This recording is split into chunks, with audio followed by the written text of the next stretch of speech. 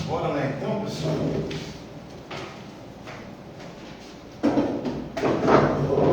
Na aula de hoje vamos falar sobre um filósofo medieval chamado Johannes Scotus Eriugena. Traduzindo para o português aí, seria João Escocês Eriugena. Apesar de que ele não era escocês, ele era irlandês. Mas em latim, Irlanda se escrevia Escócia, né? Por isso Scotus aí, por conta da sua origem. Viveu na Idade Média entre 815 e 877, portanto aí no século 9 depois de Cristo. Ele vai ser muito influenciado pelo neoplatonismo. Vocês lembram o que é? A palavra de origem grega significa novo. Platonismo vem de Platão, uma nova interpretação de Platão. Quem desenvolveu essa nova interpretação de Platão? Plotino. Isso. O último ali, um dos últimos grandes filósofos do mundo antigo, a transição ali do mundo antigo para o mundo medieval. Ele vai ter uma interpretação diferente de Platão ali, para ele tudo origina-se do uno, inclusive vai influenciar muitos cristãos. Porque esse uno, os cristãos vão pegar e dizer que esse uno é Deus, o Criador de todas as coisas. Mas só que há uma perspectiva diferente. E ele aí vai até entrar numa treta com o cristianismo, porque o cristianismo, ele apresenta uma visão da criação. Ou seja, Deus criou tudo a partir do nada. É o que é chamado um dogma cristão, chamado criação ex nihilo, em latim, que quer dizer criação a partir do nada. E para o platonismo, para o neoplatonismo de Plotino e para o João Scotus Eriugena, isso é uma contradição, é um problema. Como que Deus criou tudo a partir do nada se Deus já existia? Não foi a partir do nada, foi a partir dele. Por isso eles vão falar em emanação. O que é emanação? Tudo foi feito a partir de Deus, tudo saiu de Deus. Não quer dizer que Deus fez a partir do nada, porque fazer algo a partir do nada é impossível. É logicamente impossível. Do nada, nada se cria. É um princípio básico da lógica. Como é que do nada algo vai sair? Precisou de alguém. Esse alguém é Deus. Então foi de Deus que saiu todas as coisas. Então aí ele vai defender essa perspectiva. Mas para os cristãos, a criação ex nihilo a partir do nada é um mistério. Não tem como explicar. Assim como que Deus é um só Deus em três pessoas. Pai, Filho e Espírito Santo. É outro mistério. É incompreensível. A maior parte dos dogmas religiosos são incompreensíveis para a razão humana. Os cristãos vão defender essa perspectiva aí. Ele vai defender uma perspectiva de que a natureza de Deus é transcendente,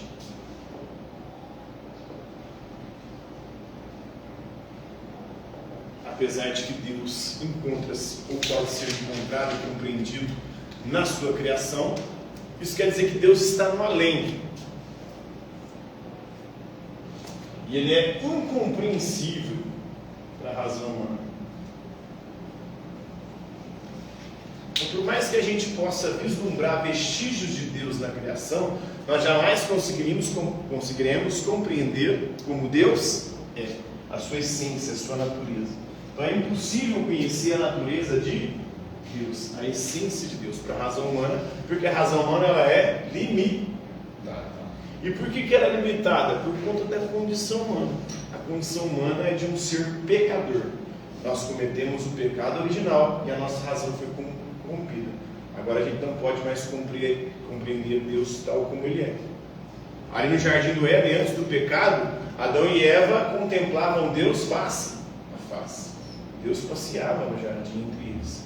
A partir do momento que eles pecaram, a razão humana foi corrompida. Agora o ser humano não consegue mais contemplar Deus face a face, compreender Deus tal como Ele é. E aí corrompeu também a livre vontade.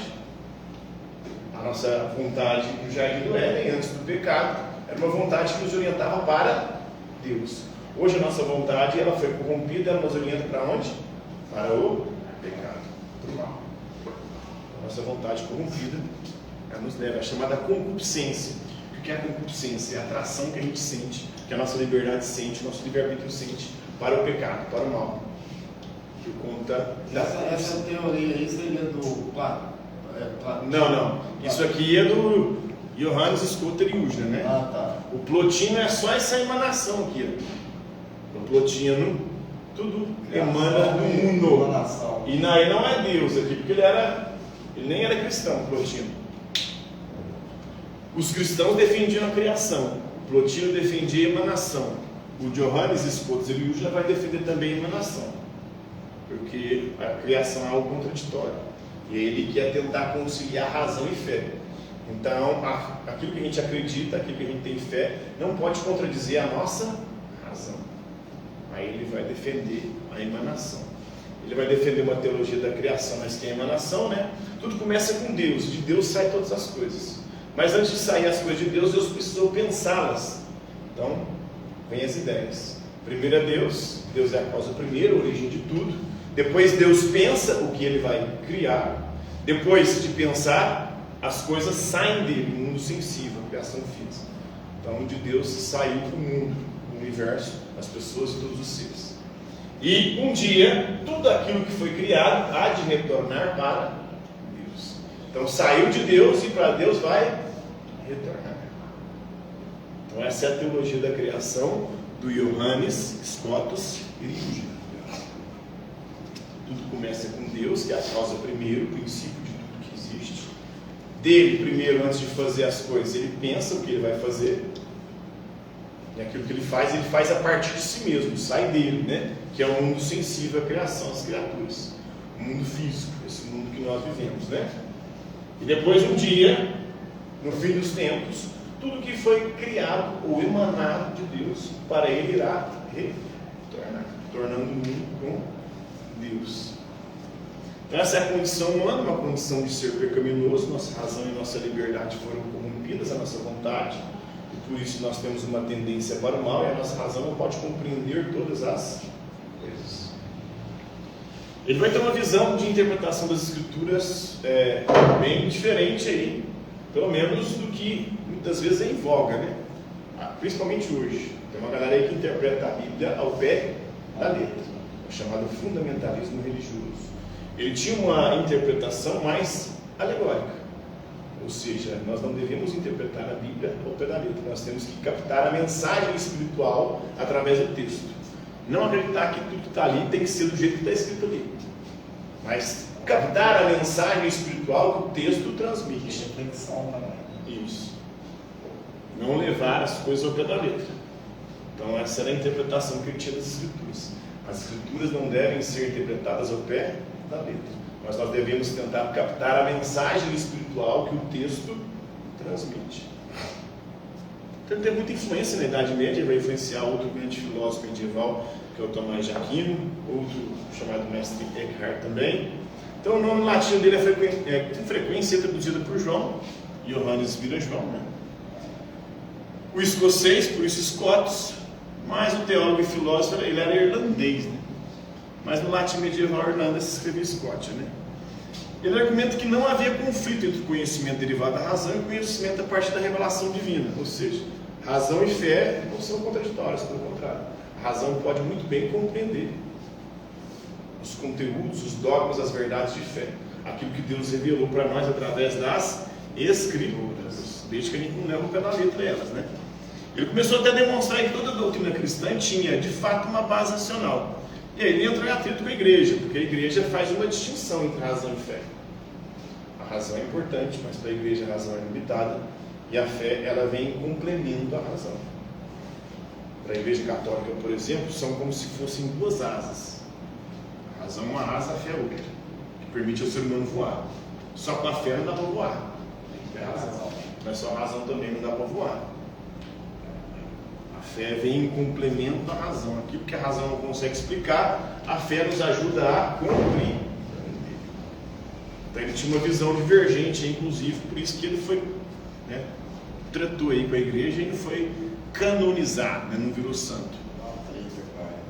Isso levou a entrar em conflito aí com a igreja católica, que era a única instituição religiosa nesse contexto aí, não tinha tido ainda nenhum cisma do Oriente, que acontece em 1054, que é a igreja ortodoxa oriental.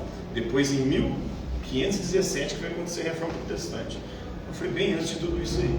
Ele entra em conflito com a igreja, com base no fato de que as teorias dele, né, tornavam redundantes tanto a revelação quanto a fé.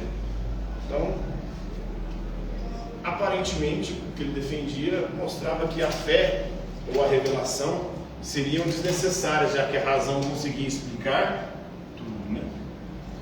Então a defesa de Eurípides foi que a razão é o juiz de toda autoridade, que precisamos interpretar a revelação. E interpretar não ao pé da letra, mas captar o sentido espiritual, porque a Bíblia é um livro sagrado para nos levar a entrar em contato com Deus, que é o transcendente, que é a realidade espiritual. Se a gente levar ela ao pé da letra, a gente muitas vezes vai incorrer em erro. Aí tem que compreender a mensagem espiritual do texto sagrado. Então, este é o pensamento do Johannes Scotus Eliúgena. Compreenderam aí?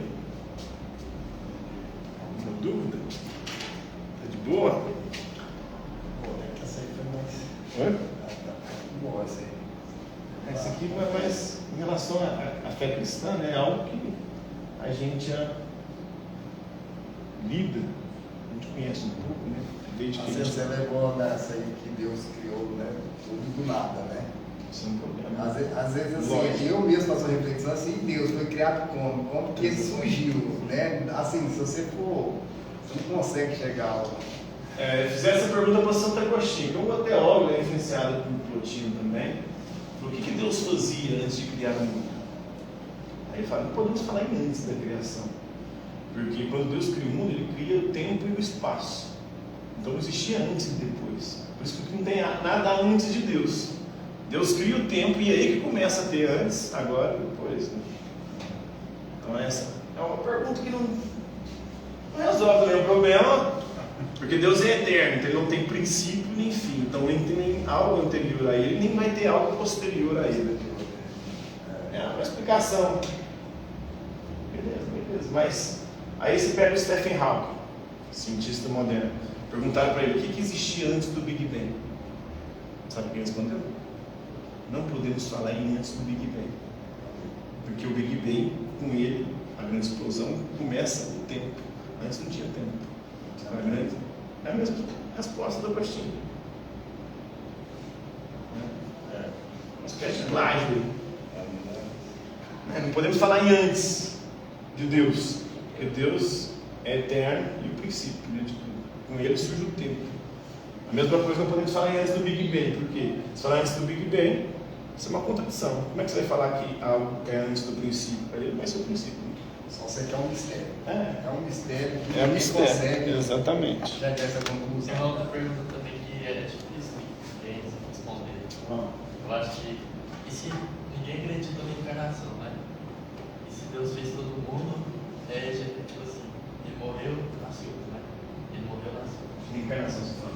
Aí se todo mundo morresse, ia acontecer a reencarnação? Ou o mundo ia... Da reencarnação tem vários problemas, né? Porque hoje nós temos 8 bilhões de pessoas no planeta. E se as 8 No bilhões- tempo de Jesus, não tinha 200 milhões de pessoas no planeta. Uai, você está reencarnando para. Está dando uma coisa errada aí. Tá. Porque era 200 milhões para 8 bilhões, está reencarnando aonde? Aí tinha que reencarnar 200 bilhões. Então nós só teríamos sempre uma quantidade de gente. Por que está aumentando? De onde está vindo essa galera? Que só aumenta. No século XIX era 1 bilhão, hoje já são 8 bilhões. Então só de um século para o outro já aumentou 7 bilhões de almas. Elas reencarnaram aonde? É matematicamente problemático. Então, que eu me pergunto assim, né? Porque cada um fala assim, fulano morreu, tá no céu, a família tá aqui, tudo. Aí fico me perguntando, e Deus vai fazer com tanta alma? Porque eles falam assim, eles cometeram o pecado aqui, mas Deus vai perdoar. Então tem que perdoar todo mundo. Pois é. Então fica assim, cara, Aí é um tem esses mistério. problemas também do pecado, né? É um mistério. Tem uma galera que comete os pecados e vai para o inferno. E outras que começam, se olhar na Bíblia, todos os grandes líderes que Deus estava abençoando e escolheu eles, por exemplo, Davi, Salomão, tudo era mala para o caralho. Faz merda pra caralho. Comete pecado assim, você fala, puta que pariu. Aí um outro comete um pecado muito mais de boa e Deus pode com ele. Por exemplo, tem um casal que chega nos apóstolos e engana os apóstolos, não deixa, porque para você participar da comunidade dos apóstolos, você tinha que vender tudo e deixar para os apóstolos. Esse casal esconde, eles vendem os trem, gastam uma parte. Aí depois vai, eles morrem. E aí, Salomão tinha mais de mulher, mandava matar os outros fazendo, né? O Davi, ele queria pegar a mulher do cara. Aí ele mandou o cara pra guerra, pro cara morrer, pra ele poder ficar com a mulher do cara. Olha só. Aí um casal que só fez tentou esconder um dinheirinho ali.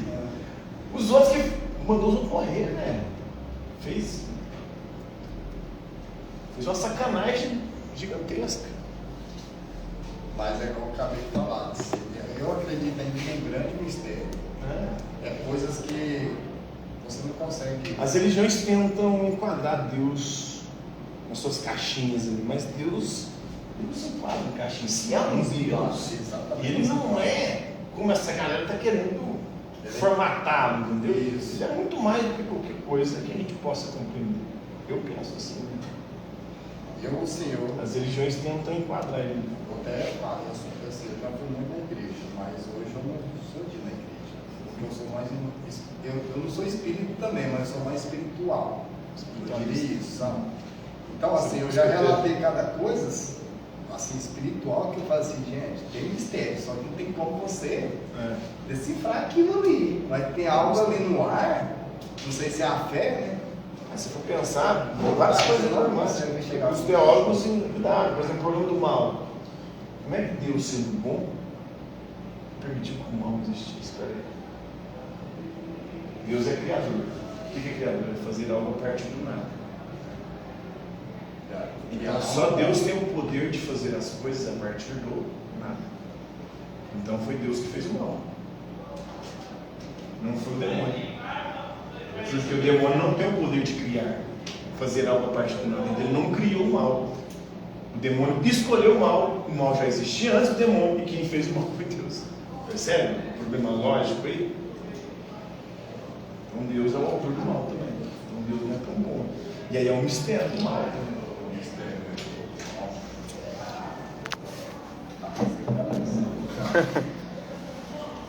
Frita. Mas é igual você falou, eu tomo muito cuidado nessas